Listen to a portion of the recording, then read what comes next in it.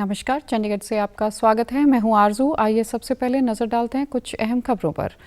प्रधानमंत्री ने हजीरा से घोघा के बीच रो पैक्स फेरी सर्विस का किया उद्घाटन।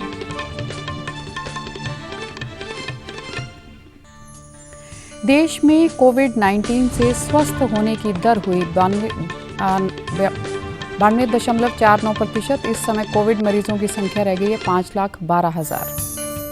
और अगले वर्ष जनवरी से सभी 4 पहिया वाहनों में फास्टैग होगा अनिवार्य। अब समाचार विस्तार से। सरकार पोत परिवहन मंत्रालय का नाम बदलकर पोत परिवहन और जल मार्ग मंत्रालय करने जा रही है। घोषणा प्रधानमंत्री नरेंद्र मोदी ने आज वीडियो कॉन्फ्रेंस के जरिए गुजरात के हजीरा में रो पैक्स टर्मिनल का उद्घाटन करते हुए की। देश के आर्थिक विकास के लिए जलमार्ग को बढ़ावा देने को साकार करने की दिशा में सरकार का यह एक महत्वपूर्ण कदम है। दोनों ही क्षेत्रों के लोगों का बरसों का सपना पूरा हुआ है। इस सेवा से घोघा और हजीरा के बीच अभी जो सड़क की दूरी 450 किलोमीटर की है, वो समंदर के रास्ते सिर्फ 90 किलोमीटर रह जाएगी।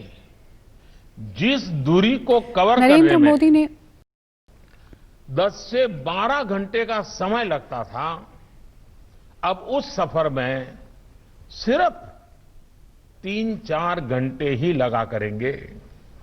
ये समय तो बचाएगा ही, आपका खर्च भी कम होगा। इसके अलावा सड़क से जो ट्रैफिक कम होगा, वो प्रदूषण कम करने में भी मदद करेगा। नरेंद्र मोदी ने कहा कि जल मार्गों को बढ़ावा देने से लोगों का जीवन आसान बनाने में मदद मिलेगी और आर्थिक विकास की गतिविधियां तेज होंगी। प्रधानमंत्री ने कहा कि जल मार्गों का यात्रा के लिए उपयोग में लाना आने वाली पीढ़ी के लिए महत्वपूर्ण है। उन्होंने कहा कि जल मार्गों के जरिए यात्रा शुरू होने से पर्यटन उद्योग को बढ़ावा मिलेगा और कार्बन डाइऑक्साइड को उत्सर्जन में कमी आएगी। पोर्ट में फिजिकल इंफ्रास्ट्रक्चर का निर्माण ही नहीं, बल्कि उन पोर्ट्स के आसपास रहने वाले साथियों का जीवन भी आसान हो, इसके लिए भी काम किया गया है। कोस्टल एरिया का पूरा इकोसिस्टम ही आधुनिक हो, उस पर हमने अपना ध्यान केंद्रित किया है। कोस्टल एरिया में हर प्रकार की बुनियादी सुविधाओं का विकास सुनिश्चित किया है। साथियों, प्रयासों का परिणाम है कि गुजरात आज एक प्रकार से भारत के समुद्री द्वार के रूप में स्थापित हुआ है। गेटवे बन रहा है, गेटवे ऑफ प्रॉस्पेरिटी। प्रधानमंत्री ने कहा कि रो पैक्स की सेवा की शुरुआत से गुजरात के घोघा और हजीरा के लोगों को यातायात की बेहतर सुविधा मिलेगी। देश में कोविड-19 से स्वस्थ होने की दर 92.49% हो गई है। पिछले 24 घंटों के दौरान 49,000 से अधिक कोविड मरीज ठीक हुए हैं। इस प्रकार स्वस्थ होने वालों की संख्या 78,68,000 से अधिक हो गई है। वर्तमान में सक्रिय मामलों की संख्या कुल मामलों का 6.03% है। इस समय देश में कोविड मरीजों की संख्या करीब 5,12,000 रह गई है। बीते एक दिन में 45,674 नए मामलों की पुष्टि हुई है। इसे मिलाकर देश में अब तक संक्रमित हुए लोगों की संख्या 85 लाख से अधिक हो गई है। स्वास्थ्य मंत्रालय ने कहा कि कोविड से निपटने की समग्र रणनीति लगातार जांच, संक्रमित व्यक्तियों की पहचान और उसके उपचार के कारण स्वस्थ होने वाले लोगों की संख्या बढ़ी है और मृत्यु दर में कमी आई है।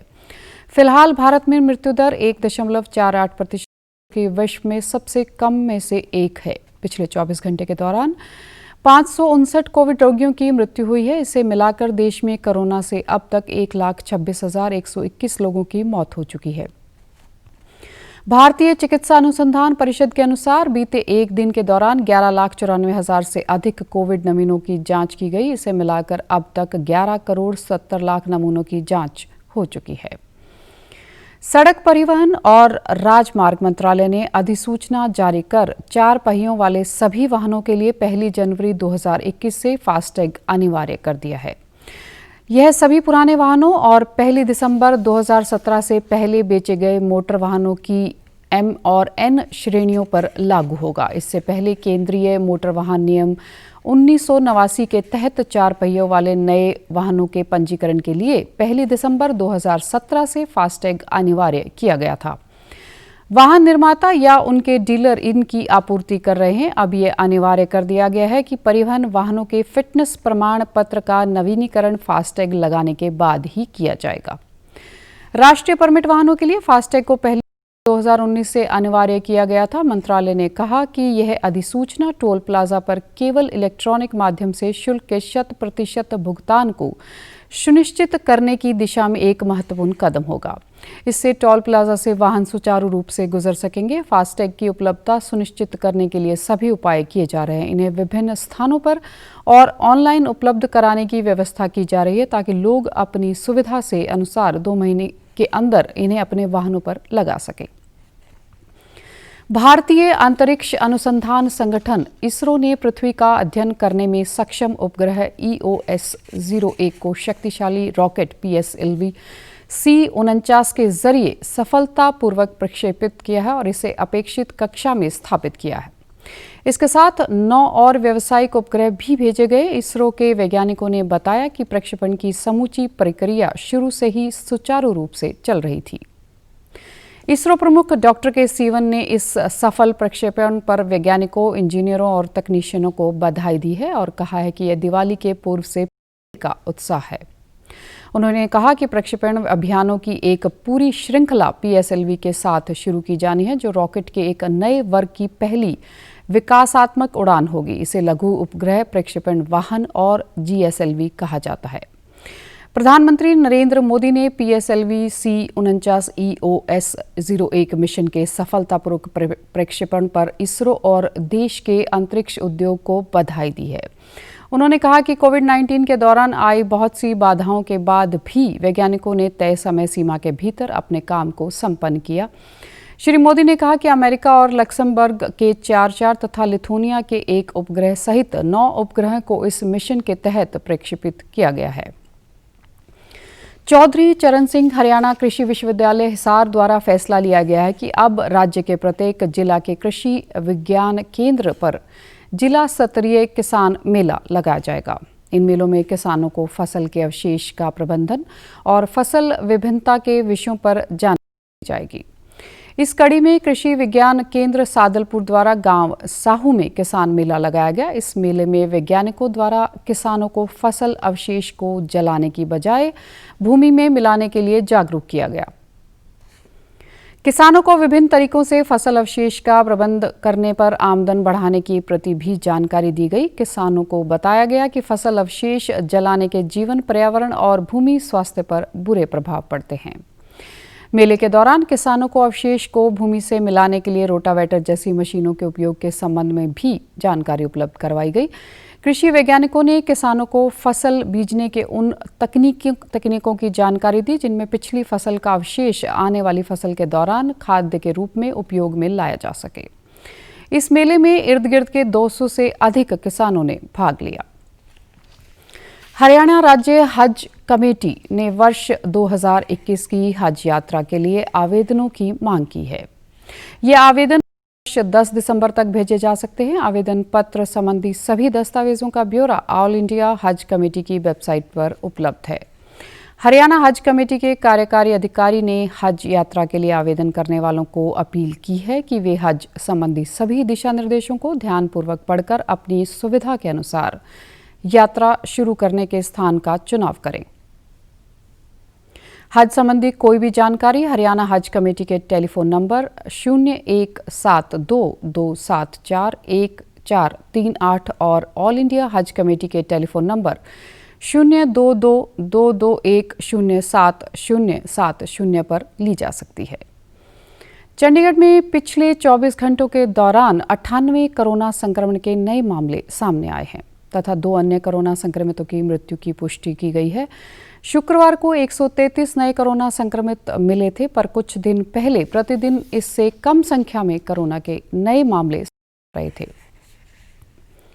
स्वास्थ्य विभाग ने कहा कि लोगों को त्योहारों के मद्देनजर अधिक सतर्क होने की आवश्यकता है ताकि नए मामलों में वृद्धि न हो। स्वास्थ्य सेवाओं के निदेशक डॉक्टर कंग ने कहा कि अगर लोगों ने सावधानी न ली तो संक्रमण के मामले बढ़ सकते हैं।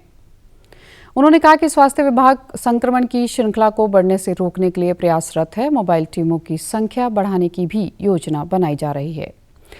उन्होंने कहा कि प्रतिदिन मिल रहे नए मामलों के आधार पर टेस्टिंग तथा स्क्रीनिंग जारी है। उन्होंने लोगों से कोरोना से संबंधित लक्षण होने पर टेस्टिंग व जांच के लिए आगे आने की आवश्यकता पर जोर देते हुए कहा कि लोग ऐसा करके इस बीमारी पर नियंत्रण पाने में सहयोग कर सकते हैं। मोबाइल टीमों द्वारा निःशुल्क कोरोना जांच की जाती है तथा परिणाम भी जल्दी प्राप्त हो जाता है, इसलिए लोगों को इस सेवा का लाभ लेना जरूर आना चाहिए। साथ ही मास्क पहनना तथा सामाजिक दूरी बनाकर रखना हमारे व दूसरे कोरोना से बचाव के लिए मदद है, इसलिए सभी को इन नियमों का पालन करना चाहिए। न्यूनतम समर्थन मूल्य पर धान की खरीद में इस वर्ष काफी वृद्धि हुई है। सरकार ने कहा है कि इस वर्ष पिछले वर्ष की इसी अवधि की तुलना में 19.42% की बढ़ोतरी हुई है। इससे 20,50,000 से अधिक किसान लाभान्वित हुए हैं। सरकार ने उन्हें लगभग 46,000 करोड़ रुपए का भुगतान किया है। खरीफ विपणन वर्ष 2020-21 के लिए पंजाब, हरियाणा, चंडीगढ़ तथा अन्य राज्यों में धान की खरीद जारी है। अब तक कुल 243 लाख मीट्रिक टन से अधिक धान खरीदा जा चुका है। इनमें से 171 लाख मीट्रिक टन से अधिक की खरीद केवल पंजाब में की गई है। यह कुल खरीद का लगभग 70% है। पंजाब में धान की खरीद के लिए अब तक 26,743 करोड़ 93 रुपए की अदायगी की जा चुकी है। सरकारी प्रवक्ता के अनुसार खरीदे गए धान में से अधिकतर धान को मंडियों में से उठा दिया गया है। सरकार द्वारा किसानों को धान की खरीद की अदायगी 48 घंटे के बीच की जानी सुनिश्चित बनाई जा रही है। पंजाब में ज्यादातर धान सरकारी खरीद एजेंसियों द्वारा खरीदा गया है। कुछ राज्यों से प्राप्त प्रस्तावों के आधार पर लगभग 45 लाख मीट्रिक टन दालों और तिलहनों की खरीद की स्वीकृति दी जा चुकी है। अब खबरें फटाफट। भारतीय जनता पार्टी के वरिष्ठ नेता लाल कृष्ण आडवाणी के आज 93वें जन्मदिन दिवस पर प्रधानमंत्री, गृह मंत्री सहित अन्य नेताओं ने दी बधाई। यशवर्धन कुमार सिन्हा बने देश के नए मुख्य सूचना आयुक्त। चंडीगढ़ प्रशासन ने प्याज की कीमतों पर नियंत्रण के लिए स्टॉक लिमिट की तय। कोरोना वायरस का खतरा अभी टला नहीं है, इसलिए सभी से निवेदन है कि बाहर जाते समय मास्क जरूर, सामाजिक दूरी बनाए रखें, बार बार अपने हाथ साबुन से धोएं और सैनिटाइजर का इस्तेमाल करें। वैश्विक महामारी कोविड-19 जिसका कहर संपूर्ण मानव जाति को अपनी आगोश में ले चुका है। टीका या दवाई उपलब्ध होने तक महामारी के खिलाफ मानवता की जंग जारी है। ऐसे में सबसे जरूरी है सावधानी और बचाव। फेस मास्क कोरोना से रोकथाम का सबसे प्रभावी उपाय साबित हुआ है। विश्व स्वास्थ्य संगठन और विशेषज्ञों की शोध का भी यही निष्कर्ष है कि मास्क से मुंह और नाक को अच्छी तरह ढककर कोरोना संक्रमण को कम किया जा सकता है। कोरोना संक्रमण से बचाव के लिए मास्क पहनने के साथ ही जरूरी है मास्क को सही तरीके से पहनना। बहुत से लोग मास्क से नाक मुंह को सही तरीके से नहीं ढकते हैं, जिससे संक्रमण का खतरा बना रहता है। बिना मास्क या फेस कवर के घर से बाहर निकलने की अभी कल्पना करना भी सही नहीं है। जुड़िए डीडी न्यूज की खास मुहिम मास्क अप इंडिया के साथ। मास्क पहने और अपने मुंह और नाक को अच्छी तरह ढकें। अपने परिवार के सदस्यों और दोस्तों को मास्क पहनने के लिए कहें। Mask up India, mask up India. DD news के माध्यम से सबको बताना है, कोरोना को हराना है, मास्क जरूर लगाना है। Mask up India, mask up India, mask up India.